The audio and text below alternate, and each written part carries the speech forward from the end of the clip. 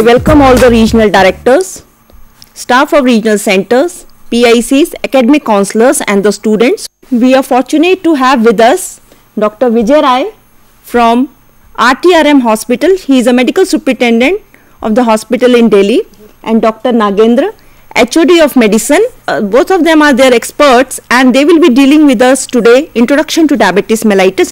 Diabetes, as we know, the disease is increasing all over the world and in India also. And nowadays everyone speaks about diabetes, and one or the other family member in each family is suffering from diabetes. I would like to ask Dr. Vijay Rai about what is diabetes and why everyone is speaking of diabetes when people are actually suffering, and each family, one or the other member is there with diabetes, but still there are many hidden cases. So first of all, we should like to know what is diabetes. Diabetes, जिसको कि आम भाषा में मधुमेह भी कहा जाता है, और बहुत सारे बच्चे यहाँ जानते होंगे, स्टूडेंट्स हमारे, कि मधुमेह उन कुछ बीमारियों में से है जिसे भारतवर्ष में बहुत पहले, सदियों पहले पहचाना गया। और जैसी इसका नाम है कि इसमें ब्लड में शुगर लेवल या ग्लूकोज लेवल जो है ज़्यादा बढ़ जाता है, जिसकी वजह से और तरह तरह की समस्याएं जो है शुरू हो जाती हैं। और इसके ऊपर आजकल ध्यान इसलिए जा रहा है कि जैसे जैसे मेडिकल साइंस में तरक्की हुई है, हमने छूत की बीमारियां यानी कि इन्फेक्शंस को तो कंट्रोल कर लिया है, लेकिन ऐसी बीमारियां जो कि इन्फेक्शन नहीं है, जो कि हमारे बदलते हुए लाइफस्टाइल, बदलते हुए परिवेश की वजह से जो हो रही हैं, उनकी तरफ उनका नंबर बढ़ता चला जा रहा है। और जैसे जैसे टॉक बढ़ेगी, आप देखेंगे कि इसके अंदर कितना इसका विश्वव्यापी इसका स्वरूप है इस बीमारी का, और इसको किस तरह से हम इसको समझें जिससे इसको कंट्रोल किया जा सके, जिससे कि इसका निदान हो सके, इसके बारे में आज की चर्चा रहेगी। और डॉक्टर साहब, आप इसका मीनिंग या डेफिनेशन स्टूडेंट्स को बताएंगे कि आप। Diabetes is a chronic metabolic disorder which is characterized by increase in blood sugar levels, and this is generally due to deficiency of insulin, which is a hormone, or insulin is not able to act because of some factors inside the body, or due to both the factors. So I think students, you are able to understand, आपको समझ आ गया होगा कि definition इसका diabetes mellitus का meaning क्या है, क्यों आपको ये जानना ज़रूरी है, और इसकी डेफिनेशन एक टेक्निकल टर्म्स में कैसे इसको डिफाइन करा जाता है। अब हम जानना चाहेंगे डॉक्टर राय से, ये उनको सीखना क्यों ज़रूरी है, why it is important for them to learn about diabetes. जैसा मैंने कहा कि इस बीमारी से पीड़ित लोगों का नंबर बढ़ता चला जा रहा है, और जब भी कोई बीमारी इस तरह का स्वरूप ले लेती है, तो ऐसे में आवश्यक हो जाता है कि न सिर्फ मरीज़, उसके साथ उसके घर के लोग, उसके आसपास के लोग, सभी लोग इसके अंदर अपना योगदान करें। और जानकारी ही सबसे बड़ा स्रोत है जिसके ज़रिए इस बीमारी का हम निदान कर सकते हैं, इस बीमारी को कंट्रोल कर सकते हैं। दवाइयाँ मौजूद हैं, लेकिन ज़्यादातर लोग बिना जानकारी की वजह से पहचान ही नहीं पाते कि हमें शुगर है कि नहीं, ब्लड बीमारी है कि डायबिटीज़ है कि नहीं, और अगर पकड़ में आ जाती है तो हम उससे बचते रहते हैं, डरते हैं, तरह तरह की भ्रांतियाँ मन में रहती हैं। तो पहली चीज़ कि इस तरह की बीमारी को कंट्रोल करने का सबसे बड़ा हथियार हमारे पास है, वो है ज्ञान, नॉलेज। और वो नॉलेज अगर मरीज़ और उसके घर के अंदर, घर के लोगों में मौजूद है, सबसे बड़ा जो अस्त्र हमारे पास है इस बीमारी को रोकने का, वो ये है। इलाज और बाकी सब जो जांच वगैरह सुविधाएं हैं, वो सब बात की बात है। इसका मतलब है डॉक्टर साहब कि कम्युनिटी हेल्थ वर्कर जिसके लिए हमने ये कोर्स बनाया है, वो बहुत इंपॉर्टेंट रोल एक प्ले करेगा। हो सकता है कि वो educator, as a counsellor, as a guide, as a helper, even as a motivator, जैसा कि आपने कहा कि उनको ये ज्ञान होना बहुत ज़रूरी है। मे भी बहुत सारे लोग ऐसे होते हैं कि जो ट्रीटमेंट शुरू करते हैं और बीच में छोड़ देते हैं, तो इसलिए शायद कम्युनिटी वर्कर को ज्ञान होना भी इस चीज़ का कि ट्रीटमेंट क्यों ज़रूरी है, ट्रीटमेंट कहाँ से लिया जाए, कहाँ रेफ़र किया जाए, क्या ट्रीटमेंट है, उसकी जानकारी होना भी बहुत ज़रूरी है। मैं डॉक्टर नागेंद्र से एक पूछना चाहूँगी, what is the magnitude of the problem in the world and India? ये बीमारी भारत में और दूसरे देशों में कितनी फैली हुई है? क्योंकि ज़्यादातर बोला गया है कि आजकल जितने आंकड़े हमें मिलते हैं कि भारत 2025 तक भारत में सबसे ज़्यादा केस डायबिटीज़ के होंगे। इसका मतलब ये है कि हमें अभी से अगर हम जो डायबिटीज़ के केस हैं उनको डायग्नोज करें, उनका ट्रीटमेंट हो, तभी कोई रोकथाम हो सकती है। Diabetes is more common in low income and middle income countries, and as far as India is concerned, we have 30 million cases right now, and it may increase up to 80 million by 2030.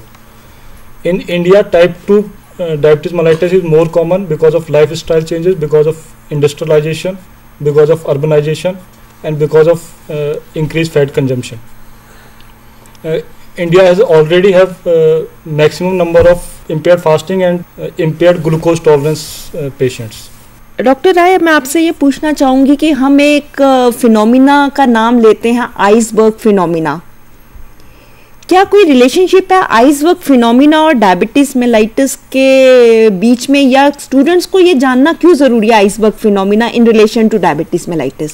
इस iceberg phenomenon के बारे में जानने के लिए पहले तो iceberg को एक बार दिखाना चाहूँगा मैं। आइसबर्ग देखिए, जैसा कि आप देख रहे हैं कि इसका करीबन 80% हिस्सा समुद्र के पानी के नीचे है और बाहर मात्र 20% दिखाई पड़ता है।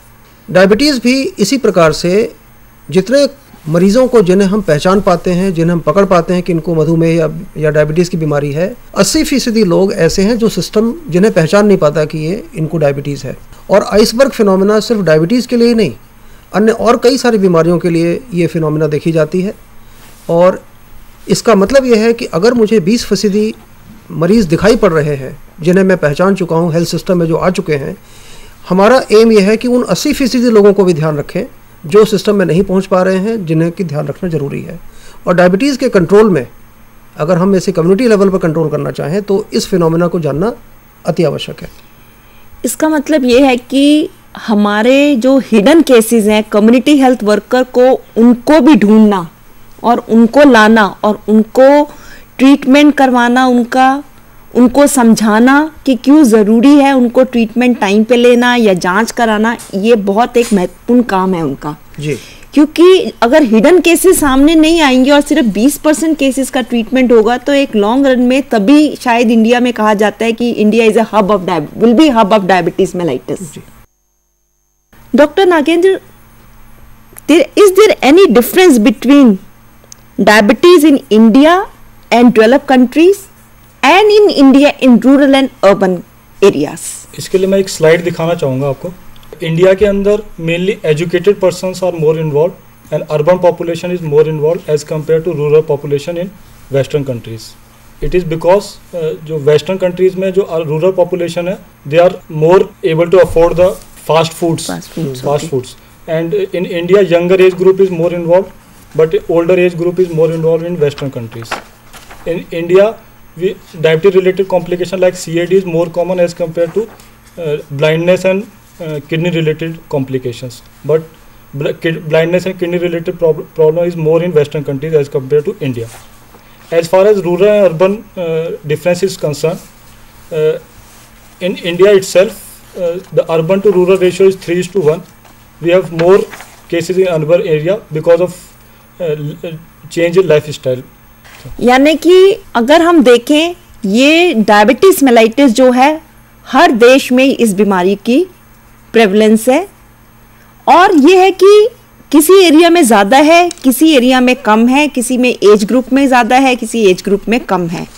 बट पहले कहा करते थे कि अर्बन एरिया में डायबिटीज़ ज़्यादा होती है क्योंकि लाइफस्टाइल और जंक फूड लोग खाते हैं, बट अभी जो है रूरल एरियाज़ में भी देखा गया है कि इसका इंसिडेंस बढ़ रहा है। तो हमारे जो वर्कर्स हैं मोस्टली जो रूरल एरियाज़ में या प्राइमरी हेल्थ सेंटर्स में काम करते हैं या किसी भी क्लिनिक में काम करते हैं, उनको ये ज्ञान होना बहुत ज़रूरी है कि उनके एरिया में कितने लोगों को डायबिटीज़ है, वो रूरल एरिया के हैं या अर्बन एरिया के हैं, उनके रहन सहन के बारे में जानना, उनकी फैमिली में तो नहीं है ये डिजीज़ जानना बहुत ज़रूरी है ताकि वो देख सके कि इसका प्रेवलेंस कितना है उनके एरिया में। यहाँ नीरजा जी एक शब्द अभी स्लाइड में आया था, CAD। हाँ जी। तो मुझे लगता है कि शायद हो सकता है कि हमारे कुछ स्टूडेंट्स इसका मतलब ना समझ पा रहे वो हो। आप तो CAD का मतलब है कोरोनरी आर्टरी डिजीज, जिसको कि हम आम भाषा में हार्ट की बीमारी भी कहते हैं। और तो इसका इंसिडेंस जो है पाया गया है कि वेस्टर्न कंट्रीज़ में, यानी कि पाश्चात्य देशों में इसका इंसिडेंस हमारे मुकाबले थोड़ा सा कम है और हमारे यहाँ ज़्यादा है, लेकिन बाकी कॉम्प्लिकेशंस कम है। ये मैं सिर्फ इसलिए क्योंकि वो टर्म आई थी। इवन अब तो कहते हैं डायबिटीज और ट्यूबरक्लोसिस और HIV एड्स का भी काफ़ी स्टडीज़ ने शो किया है कि उनका रिलेशनशिप काफ़ी है। तो इसलिए कि हम आगे जब बॉडी सिस्टम्स में जाएंगे शायद तब हम ज़्यादा डिटेल में इसको डिस्कस कर सकते हैं कि बाकी और बॉडी सिस्टम्स को कैसे डायबिटीज अफेक्ट करता है। डॉक्टर नागेंद्र, आपसे मैं जानना चाहूँगी कि स्टूडेंट्स को आप बताएंगे कि कितने टाइप की डायबिटीज़ होती है और डायबिटीज़ के विषय में के बारे में, और उनमें अगर कोई डिफरेंस है डायबिटीज़ टाइप 1 और टाइप 2 या। ये 3 तरह के होते हैं, टाइप 1, टाइप 2 और others. Type 1 is further divided into type 1A and type 1B. Type 1A is mainly autoimmune related होता है, और टाइप 1B इसका कॉज अभी तक पता नहीं लगा, and type 1B is more common in Indian population. Type 2 I will describe type 2 later on, and others involve gestational diabetes. This is ये वो तरह की वो डायबिटीज़ होती है जो कि औरतों में पाई जाती है, और ये वो औरतें होती है जिनको कभी भी शुगर पहले डायग्नोस नहीं होता, और लेकिन ड्यूरिंग प्रेगनेंसी उनको शुगर की बीमारी पाई जाती है। अब मैं डिफरेंस बताना चाहूँगा टाइप 1 और टाइप 2 डायबिटीज़ के बीच में। एज ऑफ ऑनसेट टाइप 1 के अंदर 40 साल से नीचे के लोग ज़्यादा इन्वॉल्व होते हैं, टाइप 2 में 40 साल के ऊपर के लोग ज़्यादा इन्वॉल्व होते हैं। टाइप 1 ये केवल 10% ऑफ टोटल डायबिटीज़ को कवर करती है, बट टाइप 2 है वो 90% ऑफ टोटल डायबिटिक पेशेंट होते हैं, उनको वो कवर करती है। एसीटोन जो कि पेशाब के अंदर पाया जाता है, it is more frequent in type 1 diabetes as compare to type 2 diabetes. Insulin requirement it is decrease because of autoimmune related destruction of isolates of Langerhans. It is decreased in type 1, but it may or may not decrease in type 2 diabetes mellitus. Family history, it is very common in type 2 diabetes mellitus, but it is not so common in type 1 diabetes mellitus.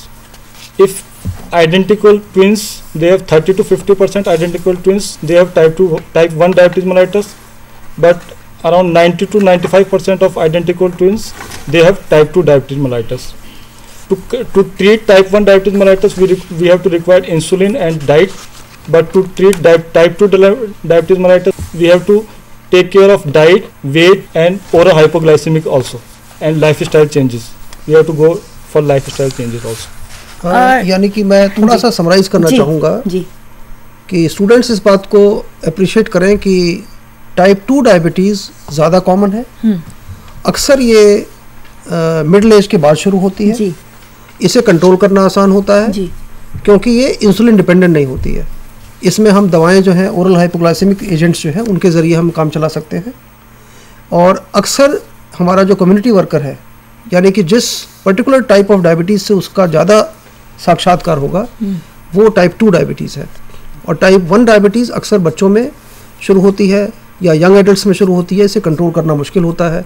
अक्सर insulin dependent होती है, complication rate भी इनमें ज़्यादा होता है।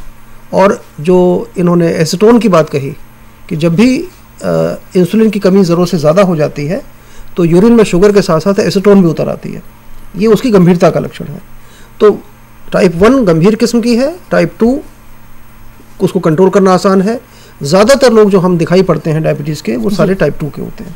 क्योंकि आजकल देखा गया कि इवन स्कूल और कॉलेजेस में भी बच्चों को काफ़ी डायबिटीज़ के केसेस डायग्नोस हो रहे हैं, और उसमें पेरेंट्स काफ़ी परेशान रहते हैं। उनको लगता है कि हमारे बच्चों को डायबिटीज़ इस यंग एज में हो गया।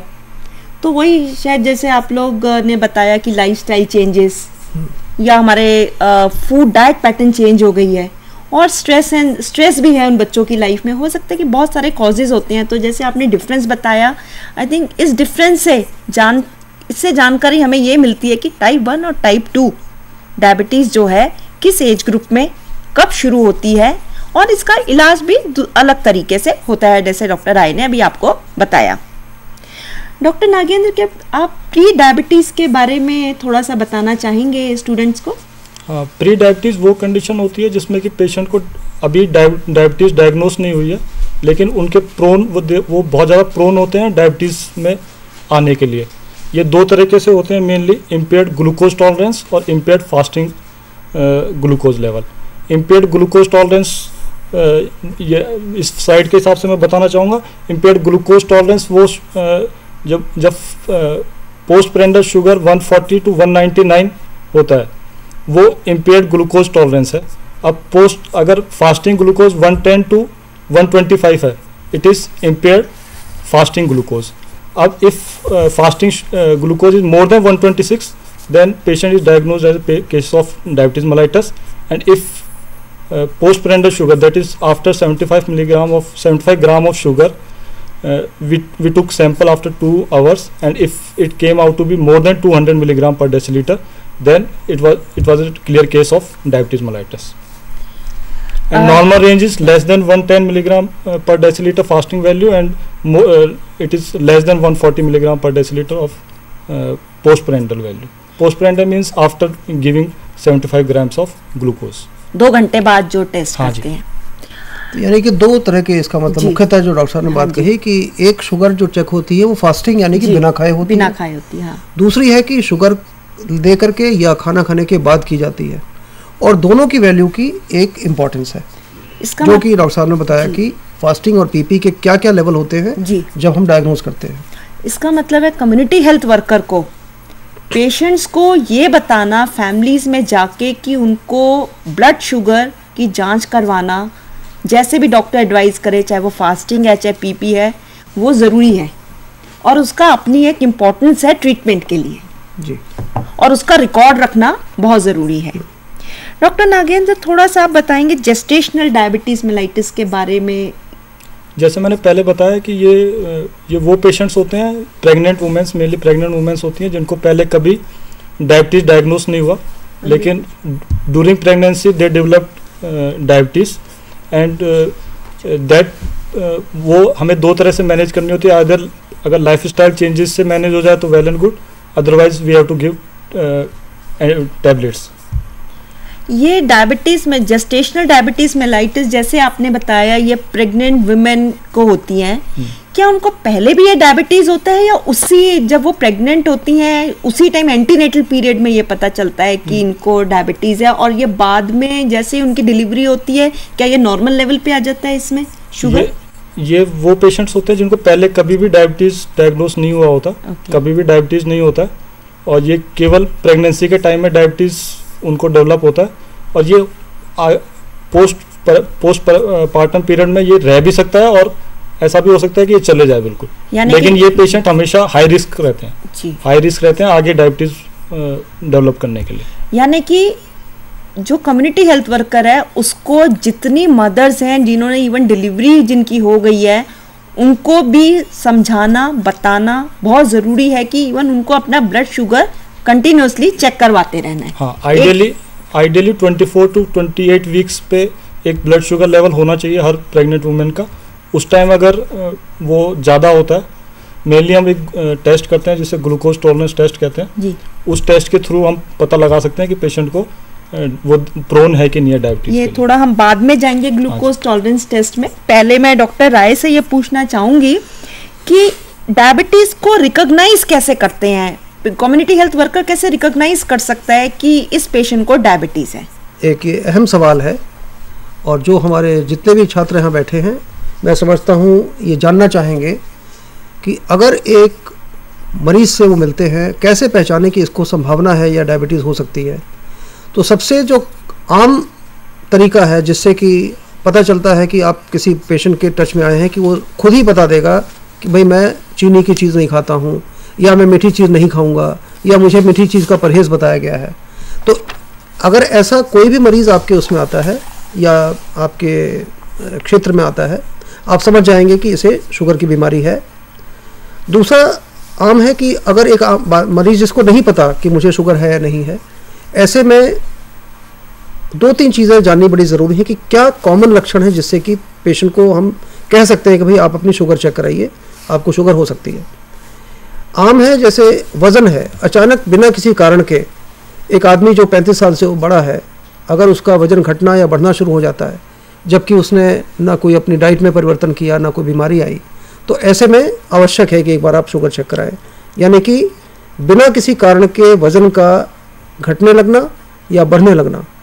दूसरा, अगर कोई व्यक्ति कहता है कि मुझे बहुत ज़्यादा भूखने लग गई है, मैं खाता हूँ लेकिन मुझे भूख और ज़्यादा महसूस होती है, प्यास बहुत ज़्यादा लगना, पेशाब बार बार जाना और बहुत ज़्यादा पेशाब आना, चोट लग जाने के बाद घाव का न भरना, या फोड़े फुंसी हो गए, बार बार होते जा रहे हैं, इन्फेक्शन होती जा रही है, यूरिन में बार बार इन्फेक्शन हो रही है, ये सारे लक्षण हैं जिनके अंदर की आपको संभावना है कि आपको शुगर की जांच हो सकती है। ऐसे को हेल्थ सिस्टम में या डॉक्टर के पास भेजना आवश्यक है।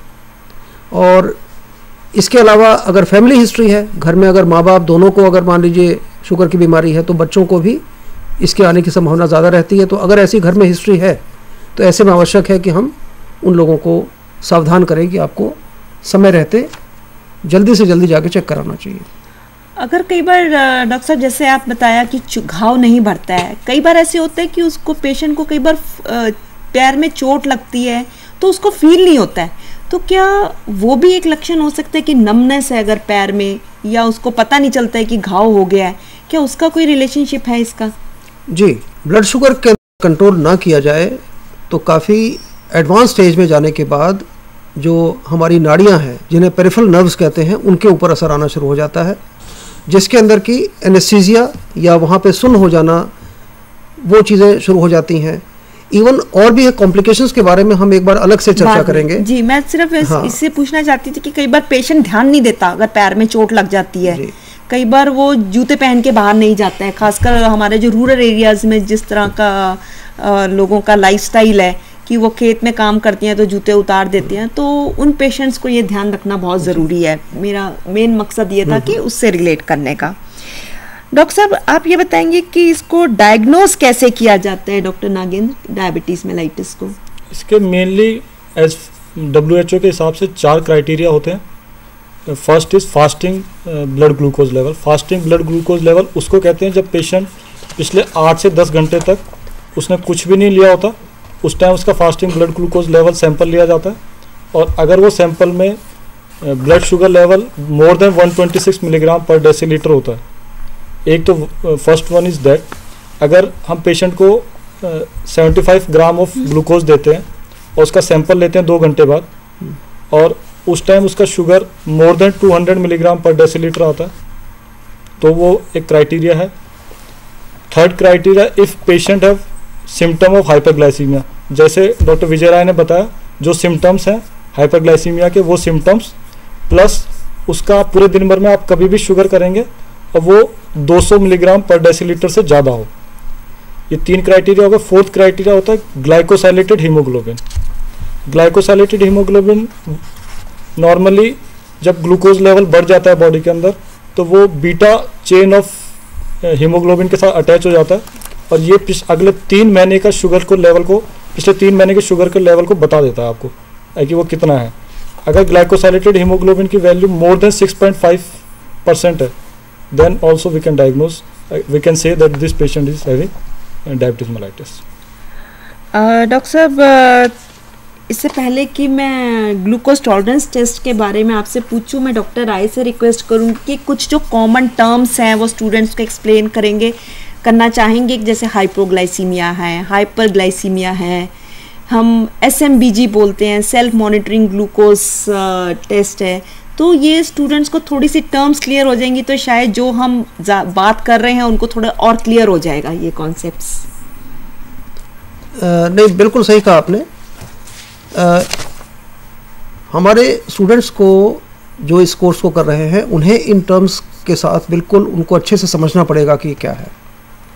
हाइपर और हाइपो, ये दोनों का बेसिक मतलब है। हाइपर का मतलब होता है ज़्यादा, नॉर्मल से ज़्यादा। हाइपो का मतलब होता है कम। ग्लाइसीमिया का मतलब होता है बढ़ी हुई शुगर लेवल। तो हाइपर ग्लाइसीमिया का मतलब है कि अगर शुगर नॉर्मल रेंज से ज़्यादा जब भी पाई जाती है उसको हम हाइपर ग्लाइसीमिया कहते हैं। और अगर किसी कारणवश अगर शुगर बहुत लो हो जाती है, ब्लड शुगर नीचे गिर जाते हैं लेवल, तो उसे हम हाइपोग्लाइसीमिया कहते हैं। एक और टर्म है जिसको डायबिटीज़ के संदर्भ में जानना ज़रूरी है, वो है ग्लाइकोसूरिया। ग्लाइकोसूरिया का मतलब है कि जब शुगर पेशाब में आती है, जब भी यूरिन में नॉर्मली शुगर ट्रेसिस में होती है या नहीं होती, अगर शुगर का लेवल पेशाब में ज़्यादा पाया जाता है उसे ग्लाइकोसूरिया कहा जाता है। ये भी डायबिटीज़ की पहचान है। एक चीज़ और, मेटाबॉलिज्म शब्द का हमने इस्तेमाल किया है कि डायबिटीज़ क्रॉनिक मेटाबॉलिक डिजीज़ है। तो मेटाबॉलिक का क्या मतलब है या मेटाबॉलिज्म का क्या मतलब है? तो इसमें मैं कहना चाहूँगा कि शरीर को में जीवन के लिए बहुत सारे केमिकल रिएक्शंस आवश्यक हैं, और वो सारे केमिकल रिएक्शन जिनकी वजह से हमारे सारे फंक्शंस बॉडी के चलते हैं, ये सारे के सारे मेटाबॉलिज्म कहलाते हैं।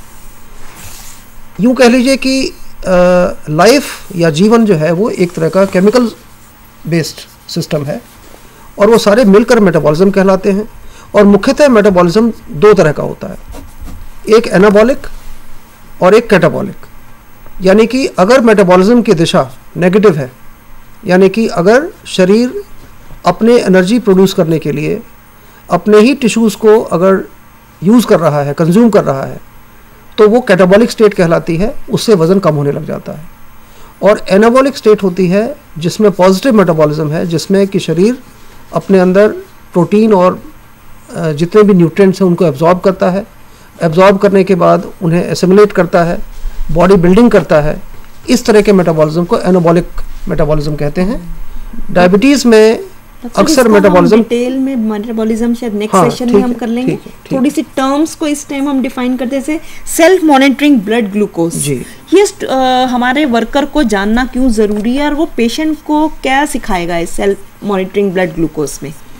ये एक नई कॉन्सेप्ट जो अब आई है टेक्नोलॉजी के बढ़ने के साथ साथ, कि शुगर को चेक करने के लिए बजाय इसके कि एक पेशेंट लैब में जाए, लाइन में लगे, टेस्ट कराए, उसका रिपोर्ट शाम तक आए, आवश्यक यह है कि हमें दिन भर में शुगर लेवल कैसे चल रहा है, सुबह कितना था, दोपहर में कितना था, रात को कितना था, ये मॉनिटरिंग अब घर में की जा सकती है।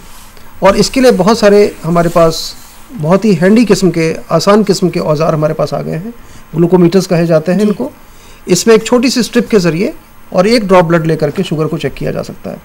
ये हमारे कम्युनिटी वर्कर्स के हाथ में एक बहुत बड़ा टूल है, जिसके ज़रिए घर घर में हम जा कर के या पेशेंट को ही एजुकेट करके हम कर सकते हैं।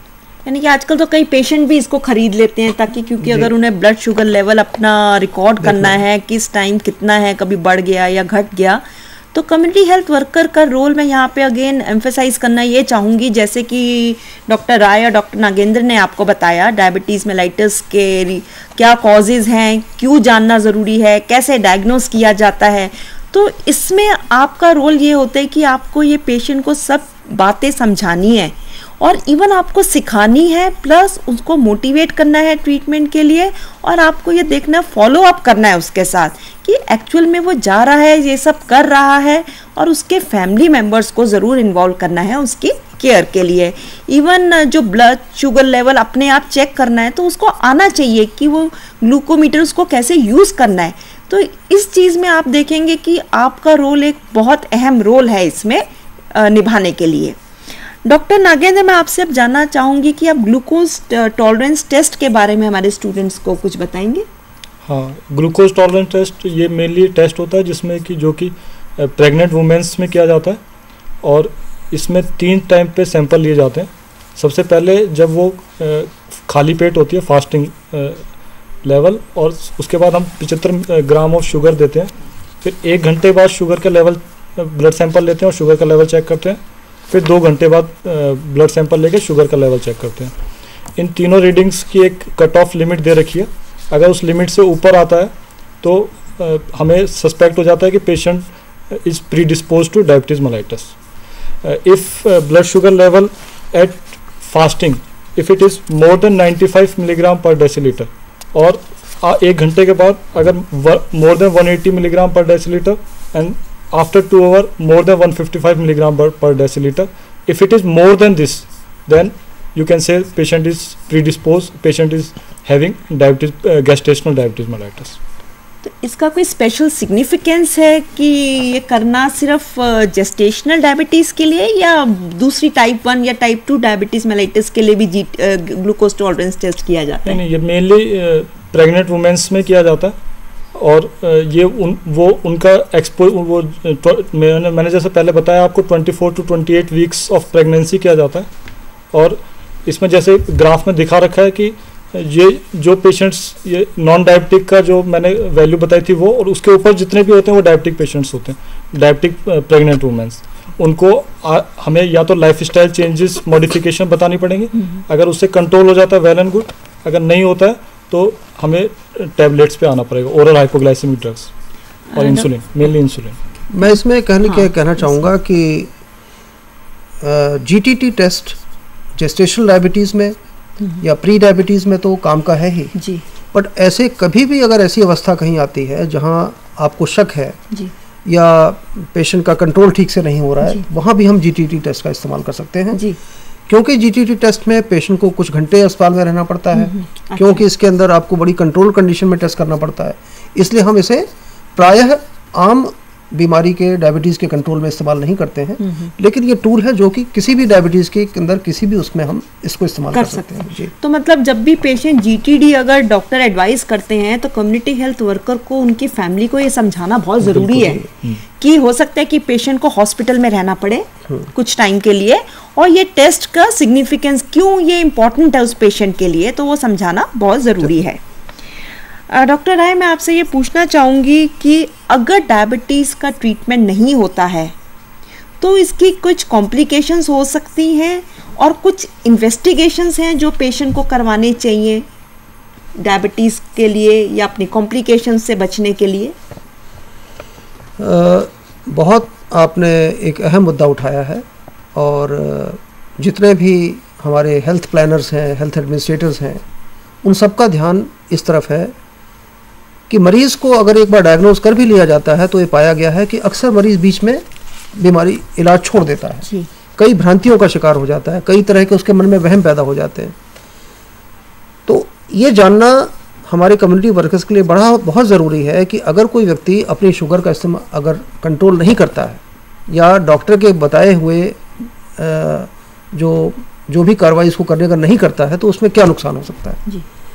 तो मैं इसमें ये कहना चाहूँगा कि कॉम्प्लिकेशंस को बचाने के लिए ही डायबिटीज़ का कंट्रोल किया जाता है। डायबिटीज़ का कंट्रोल एक प्रिवेंटिव शैली है जी, क्योंकि अगर किसी व्यक्ति का शुगर अगर कुछ घंटे के लिए या कुछ दिनों के लिए अगर बढ़ा रहे बाद में ठीक हो जाए तो वो डायबिटीज़ नहीं है, वो ठीक है जी। लेकिन जब ये देखा गया है कि अगर लंबे समय तक शुगर का लेवल हाई रहता है और कंट्रोल में नहीं आता है तो उसका शरीर के हर सिस्टम के ऊपर असर पड़ने लग जाता है। ऐसा नहीं कि सिर्फ ब्लड सर्कुलेशन में ही है या किडनी पे ही असर है, उसका असर ब्रेन पे पड़ने लग जाता है, हार्ट पे पड़ता है, आंखों पे पड़ता है, किडनीज खराब हो सकती हैं, पेरिफेरल नर्व्स इन्वॉल्व होने लग जाती हैं।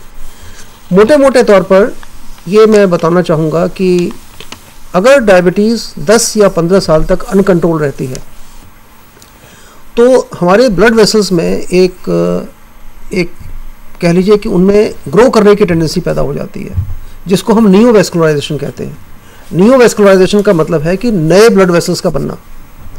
ये नए वेसल्स जब डायबिटीज़ में बनते हैं तो ये नॉर्मल नहीं होते हैं, ये एबनॉर्मल होते हैं। इनके अंदर छोटे छोटे हल्का सा भी दबाव बढ़ने से, प्रेशर बढ़ने से इनके अंदर ब्लीडिंग हो सकती है, जिसका कि परिणाम आपको आंखों में देखना पड़ता है। जब आपको रेटिनल हेमरेज हो सकती है, ब्रेन के अंदर हेमरेज हो सकती है, किडनी के अंदर जब ये नियोवैस्कुलराइजेशन होती है तो आपके गुर्दे खराब होने लग जाते हैं। इसके अलावा एक और ग्रुप ऑफ कंडीशंस हैं जिनके अंदर की डायबिटीज़ में लिपिड एबनॉर्मेलिटी आने लग जाती है, फैट मेटाबॉलिज्म में दिक्कत आने लग जाती है, जिससे कि आर्टरीज में फैट डिपॉजिट होने लग जाता है, कोलेस्ट्रॉल डिपॉजिट होने लग जाता है। इससे पेशेंट को हार्ट अटैक की टेंडेंसी बढ़ जाती है, सेरेब्रल स्ट्रोक की टेंडेंसी बढ़ जाती है। इसके अलावा बढ़ी हुई शुगर, क्योंकि ये इन्फेक्शंस को भी बढ़ाने में काम आती है, बढ़ाने में मदद करती है। तो अगर ऐसे व्यक्ति को कोई बीमारी या कोई इन्फेक्शन अगर लग जाए, पैर में चोट लग जाए, तो उसमें कॉम्प्लिकेशन बन जाती है जी। वो ठीक नहीं होता, यहाँ तक कि गैंग्रीन बन सकती है और यहाँ तक कि पैर काटने की नौबत आ सकती है। एक इन्फेक्शन जो छोटे से बॉयल से या एक छोटे फोड़े से शुरू होती है वो पता चला पूरी बॉडी में फैल सकती है। डॉक्टर साहब, इसका मतलब है इन सब कॉम्प्लिकेशंस से बचने के लिए पेशेंट को कुछ इन्वेस्टिगेशन भी बहुत फ्रीक्वेंटली करवाने पड़ते होंगे।